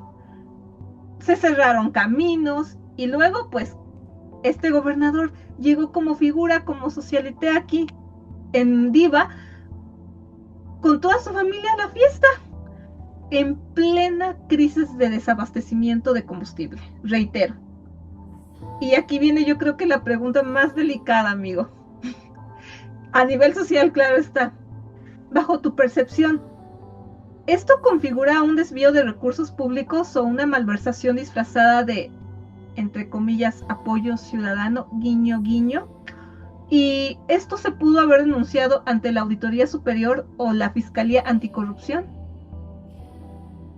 Sí, con relación a la pregunta, yo hablaría en potencial, en el sentido que podría haber en Argentina, se habla de peculado cuando a determinados fondos públicos, ya sea dinero u otros bienes, se le da un destino diverso del asignado. Acá yo pienso que dentro del presupuesto había cierta suma asignada para la seguridad, digamos, de la población, la cual obviamente hubo una alteración de esa cuestión y yo creo que no había una fundamentación suficiente para destinar los gastos que hay en materia de seguridad, porque probablemente eso debe implicar montos adicionales de los que perciben estas personas de las fuerzas de seguridad, tanto estatal como federales. Y para mí no hay una fundamentación, porque si uno va a cambiar el destino, porque el presupuesto siempre debe guardar un equilibrio entre, entre el dinero que ingresa y las erogaciones que se realizan y en forma anual se establece. Obviamente que uno puede reasignar partidas, hacer ciertos cambios, pero se requiere una justificación. Y en este caso yo no veo que exista una justificación. Sí, el gobernador parece muy tenuemente decir, bueno, esto va a favorecer el comercio digamos, de esta población pequeña, pero tampoco estaba acreditada esa situación y él hablaba de un riesgo a la seguridad que tampoco parecía que requería toda esta presencia policial y a la vez era un evento privado porque la familia, previendo esta situación, no costeó o vio el modo a través de un sponsor de costear esta cuestión. No era obligación del Estado hacerse cargo de la seguridad de un evento privado que no involucraba tampoco ninguna cuestión que hace al interés público. Primera cuestión. Y además, digamos, no estaba acreditado tampoco que iba a generar ese derramamiento que hubo en el comercio. Si hubiera en los medios de comunicación algunas alusiones que vendieron más que algunos meses, pero no mucho más que eso. Es muy vaga también esa cuestión y me parece que eso no justifica ese desvío de fondo, la mejora de un comercio, porque primero hay otras estrategias que permitirían esa cuestión. Y además hay una cuestión de desabastecimiento que también me parece que tenía que haberse evaluado, que tampoco evaluó. O sea, para mí hay un ropaje así para un cambio, o habría para un cambio de destino de los fondos que no resulta injustificado. Y creo que esa cuestión, en el caso de México, debería haber sido investigada por la Oficina Anticorrupción, y a la vez también, digamos eso, porque en muchos casos hay una falta administrativa, pero a la vez el Ministerio Público Fiscal puede investigar esa cuestión. En Argentina, la cuestión obviamente sería denunciada ante una fiscalía o ante la policía correspondiente, y en alguna que otra provincia también hay áreas de investigación administrativa anticorrupción específica, pero no existe en cada uno de los estados. Entonces podría ser denunciada una situación de ese tipo. Pero a la vez hay una cosa que me gustaría destacar, y volviendo un poquito a la anterior, es que a la vez se hicieron ciertos regalos. No quedan claras las cuestiones, eso debería ser investigado. Si proviene del patrimonio personal la compra de un auto, de ciertos libros que fueron obsequiados, o realmente se utilizaron fondos estatales para hacer estos regalos en favor de Rubí. Es una cuestión que también genera cierto margen de duda y que hubiera requerido una investigación. Yo pienso que a la fecha estarán estos delitos ya prescritos, pero partiendo de la hipótesis que no se dé esa situación, creo que también las cuestiones que hacen a esos regalos, y a tener presente con relación al alcalde, que él lo asumió públicamente. Él en los medios dijo en algún momento, esto estuve mirando, dijo: yo robo pero poquito. O sea, hay un elemento que dice: ojo, hay que advertir la conducta previa, sobre todo del alcalde, al momento de investigar la cuestión por cierta afirmación que él mismo la realiza, no es que la realizó. Eso un poco serían como reflexiones con relación a este tema, y la falta de transparencia que muchas veces vemos al momento de gasto público, y cierta discrecionalidad que a veces es asumida a nivel gubernamental para dar cierta imagen de afinidad con el pueblo, con la población. Yo soy afín a las celebraciones populares y demás, que en el fondo es lo que está detrás. Y ay, es que de verdad aquí resulta muy hasta ofensivo, francamente. Imagínate, mientras estos, porque aparte, no sé si tú alcanzaste a ver en los cortos, en los clips y todo eso, que mientras el gobernador del partido hegemónico en el momento, junto con los diversos presidentes municipales, estaban ahí en la fiesta, en la pachanga, esto y el otro, mientras, como te digo, habían filas y filas de coches para ver si alcanzaban a llenar gasolina. Perdón, pero eso es una total falta de respeto, es una ofensa eso. Y aparte este presidente municipal, que de hecho lo mencioné ahorita en la reseña, que dice: sí, yo robo, pero robo poquito. ¡Ay, Dios! O sea, perdón, pero se necesita ser una persona carente de inteligencia para decir una cosa así. O sea, de verdad que se necesita ser muy psicópata. De verdad, para no tener esa empatía y no darse cuenta de que no es gracioso, es tonto, francamente. Incluso otro gobernador que nada que ver con San Luis Potosí, el gobernador el entonces gobernador del Estado de México, Erubiel Ávila, también había dicho que iba a invitar a Rubí a pasar unas vacaciones en Valle de Bravo, Estado de México, pero quién sabe con qué dinero lo hizo. Yo creo de buena fe que lo ha de haber hecho con un cochinito, ha de haber puesto su morrayita y lo ha de haber pagado él de su bolso, de su sueldo, honradamente, porque yo no creo que hayan sido tan corruptos todos ellos, guiño, guiño. De verdad, o sea, es una falta de respeto. O sea, aquí a lo que yo voy, a mucha gente. Es que este evento como tal, para ya ir finalizando, este evento sí que despertó demasiadas opiniones, porque reitero, por un lado, los memes de burla a ella y a su familia, lo que decían de ellos, hablando de manera muy peyorativa, muy despectiva y así. Por otro lado, estaban, claro, reitero, todos estaban sacando su rajita, ¿no? Los medios de comunicación, las empresas y demás, aprovechándose de la imagen de Rubí para, pues, tener una ganancia. Pero los políticos, ¿qué tenían que estar haciendo estas personas allí? ¿Por qué tenían que hacer proselitismo allí? Sí, no, realmente me parece lamentable. Yo creo que un gesto típico de populismo latinoamericano, que Ay, muchas veces es frecuente, que no tiene que ver con las necesidades populares. Yo hace un tiempo veía una serie brasilera, Cacá la Boco, que se llama El Bien Amado, y el alcalde de un pueblo donde no se moría nadie porque gozaban de muy buena salud, se le ocurrió empezar la construcción de un cementerio que finalmente no, no, no lo concreta hasta el final de la serie, pero lo concreta cuando a él lo terminan matando. Esa paradoja del destino que tiene lugar, pero me hace recordar a eso, este típico alcalde que satisface una necesidad que no tenía nada que ver, que era un pueblo pesquero, que tenía una carencia de hospital, tenía temas de acceso al agua potable y otras cuestiones que tienen muchísimos pueblos de nuestra América, que atraviesan acá lo mismo. Había necesidades acuciantes en México, probablemente en ese pueblo yo veía imágenes, seguramente hay muchas necesidades insatisfechas vinculadas a derechos fundamentales, y se daba prioridad a esta cuestión que más que nada era vinculado a, como vos bien lo mencionaba, un acto de proselitismo y en cierta manera mejorar su imagen, y acercamientos, yo pienso también a ciertos sectores empresariales que participaban de ese evento, porque en algún punto, sobre todo el gobernador, yo mencionaba que él como que tenía confianza en inversiones, básicamente en esas cuestiones, pero no tenía nada que ver con necesidades y más con necesidades acuciantes que había en ese momento. Así que me parece eso, por eso evoco esa imagen que remite a lo que se habla de realismo mágico en el mundo de las novelas. Esto parece una sensación de realismo mágico realmente. pero desgraciadamente la realidad siempre supera la ficción. Yo de verdad, o sea, mientras, o sea, reitero, normalmente el sueño de muchas niñas cuando ya van cumpliendo 13, 14 años es, ay, ya viene la fiesta de 15, ya bueno, aclaro, las que sí quieran fiesta, no las que no, las que quieren su coche o su viaje, está bien por ellas.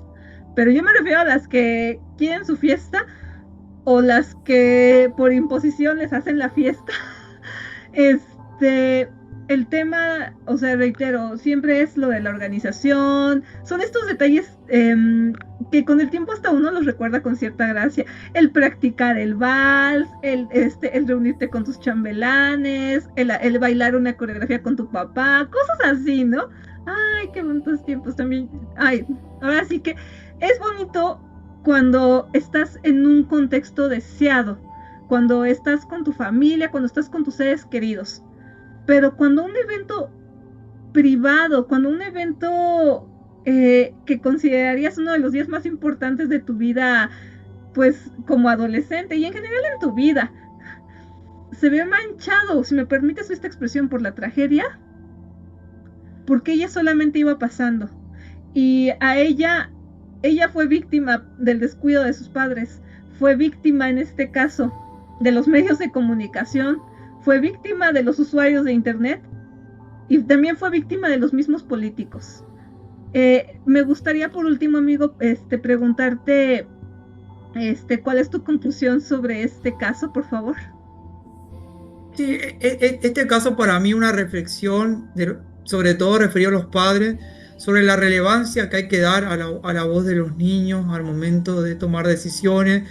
A veces uno pensará que un adolescente por ahí es bastante intempestivo o inmaduro, pero realmente hay que valorizar, reconocer a este niño como sujeto de derecho, tomar las decisiones con la suficiente seriedad, asesorarse al momento de hacer uso de tecnología para ejercer un cuidado parental responsable, como en estos casos, cuando se planifica una fiesta, es bueno consultar, asesorarse por empresas especializadas en comunicación, organización. Y yo pienso que, como vos mencionaste, cada uno de los aspectos que parecerían nimios para un adulto, y hay que abandonar esa mirada adultocéntrica, son importantes en un niño y marcan la identidad, definen la memoria de este niño, y cada momento debe ser evaluado, debe ser consultado por el rasgo menor que presente. Y creo que estas cuestiones también, lo que se llama el compartimento, vamos a decirlo en español, o compartimento parental de los datos que hacen a imágenes, eh, y que afectan al honor del niño, a la privacidad, hoy no tiene una regulación específica, hay un vacío legal, hay algunas cuestiones que se construyen teniendo varias normas que mencionamos, pero creo que se requiere una regulación específica, y aún en los casos donde los padres intervengan, el niño no puede expresar el consentimiento, hay que darle también un valor especial a estos casos, al abogado del niño. También resulta fundamental. Yo veo que en México hay, digamos, en determinados estados donde no está regulada esta figura, y en estos casos, como esta niña, hubiera sido fundamental también la presencia de un abogado del niño para velar por los intereses a nivel judicial, a nivel administrativo, para evitar y prevenir la revictimización que atravesó por diversos años en este círculo violento, Rubí. Creo que hoy un poco, aún en el mundo adulto, ella sufre estas consecuencias, y creo que esto debe ir de la mano también de la previsión para estos casos del derecho al olvido. O sea, creo que aquí hay una arista de responsabilidad de los padres en torno a la responsabilidad, asesoramiento, en lo que se refiere a organización, pero también el rol del Estado tiene que tomarse en serio los derechos fundamentales del niño, y sobre todo dar vida a este interés superior del niño a partir de regulación específica y de determinados organismos específicos que tienen que velar por los intereses. Yo aquí no vi ningún pronunciamiento de la Secretaría de la Niñez o área específica en la materia frente a lo que padecía Rubí. No hubo ningún pronunciamiento, y EDAC siempre estuvo sobreexpuesta, y creo que hubo un jalonamiento también de parte de empresas y del Estado. Pienso también, así como hay principios rectores de derechos fundamentales de Naciones Unidas, de parte de empresas en determinadas cuestiones, más que nada refería a ambiente o cuestiones vulnerables, creo que debería haber principios rectores también para empresas al momento de hacer uso de imágenes o en determinados servicios en lo que se refiere, y debería haber un capítulo específico a la cuestión de la imagen del niño como un componente más de los principios rectores de empresa, y que integra la responsabilidad social de la empresa. Me parece que esa es otra arista que debería estar presente también en organismos internacionales. Me parece clave porque hoy en día cada vez es más frecuente este compartimento, porque hay muchos padres que son streaming y o streamers, perdón, streamers, y exponen a los niños constantemente, y hay casos jurisprudenciales que donde se ve incluso que hay una extinción de la responsabilidad parental. Yo pienso un caso en Estados Unidos donde era sobreexpuesto, y un juez dispone, bueno, se extingue la responsabilidad parental por el cuidado, por el ejercicio irresponsable que hubo de los deberes que integran esta responsabilidad parental. Eso me parece que otra cuestión clave y que debería estar prevista también en el plano internacional para empresas. Incluso el Estado debería tener un capítulo dentro de la responsabilidad social empresarial a estas cuestiones. Eso nada más quería concluir con ustedes a modo de conclusión de este recorrido que hemos tenido. Y vaya, amigo, que has tocado demasiados temas. Digo, hace unos meses hablamos de la influencer. Ya sabes quién es. Vamos a dejarla aquí como la innombrable. Pero ella hace poco exhibió el rostro de su bebé. Entonces, imagínate, ella exhibió el rostro de su bebé recién nacido, tiene 4 meses. Pero como a ella le interesa monetizar, ¿qué le va a estar importando el interés superior de su hijo, no? Y bueno, aquí pues ya vimos a las empresas, ya vimos al gobierno, ya vimos los diversos entramados bajo los cuales esta adolescente tuvo que enfrentarse, y estoy segura que este día no es que no lo vaya a olvidar jamás, sino que más bien este día lo ha de recordar todos los días por el resto de su vida. Yo creo Sí, eso. tal cual lo que menciona, es como un eterno retorno, como esta película, El cuento de la marmota, donde un hombre revivía todos los días, al mismo día, las mismas situaciones, solo que él iba evolucionando en diferentes planos y mejorando su vida, y en el caso de Rubí, bueno, cada vez su vida o su situación emocional se agrava más al recordar este momento tan trágico, manchado de sangre, y también ella que fue un objeto de jalonamiento de intereses sociales, políticos y económicos. Así es, amigo. Pues bueno, te quiero ahora sí que dar las gracias por haber aceptado venir a este espacio. Tú sabes que es tu casa, sabes que se te aprecia muchísimo, amigo. Y bueno, por último me gustaría preguntarte, porque es el último video del año, amigo, es el último podcast de este año. Me gustaría preguntarte, ya para el 2026, ¿qué proyectos tienes, amigo, en puerta que nos puedas compartir, por favor, ahora sí que para esta amable audiencia, por favor?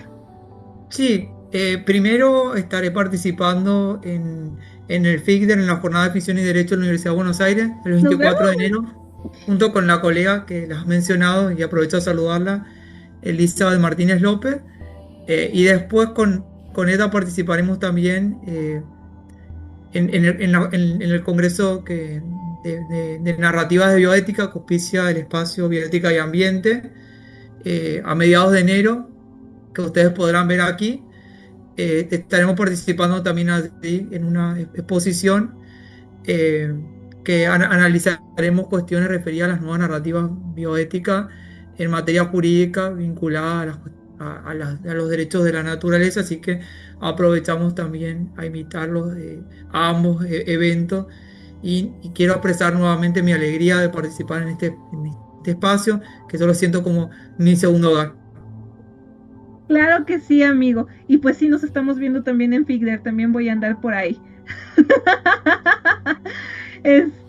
Pero bueno, en primer lugar, te quiero, reitero, de nuevo agradecer por todo el apoyo que has brindado a este pequeño espacio, que de verdad te recibe con muchísimo aprecio. De verdad, eres una persona excelente y un profesional aún todavía más querido y excelente.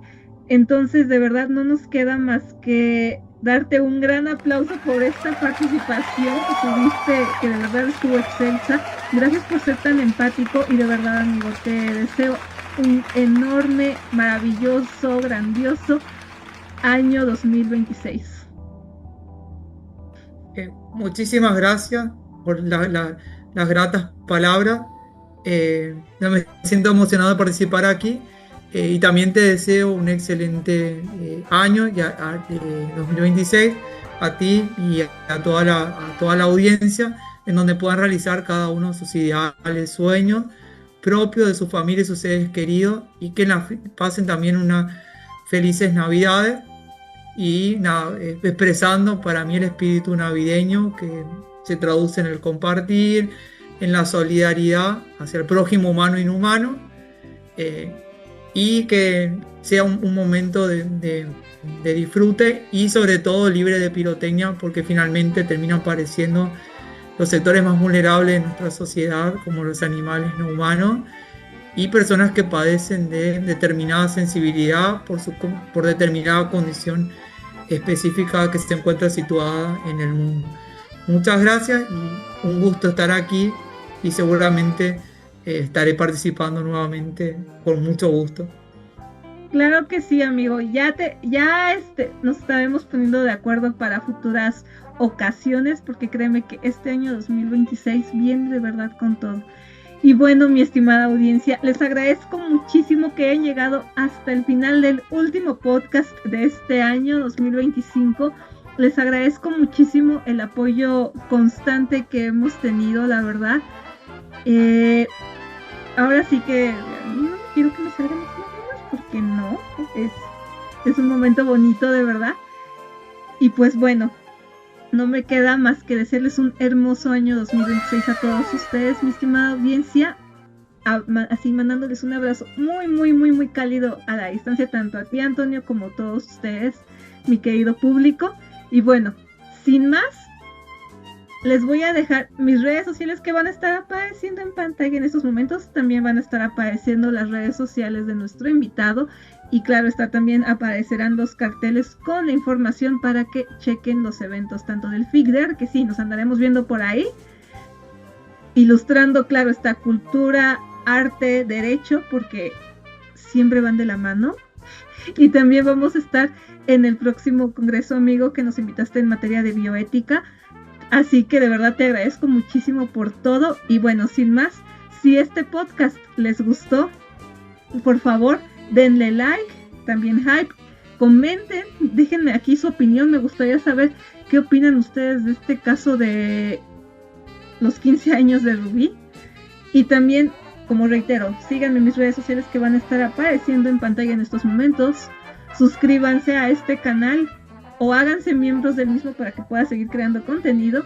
Y les agradezco muchísimo que hayan llegado hasta el final de este episodio, el último del año, deseándoles un excelente año 2026.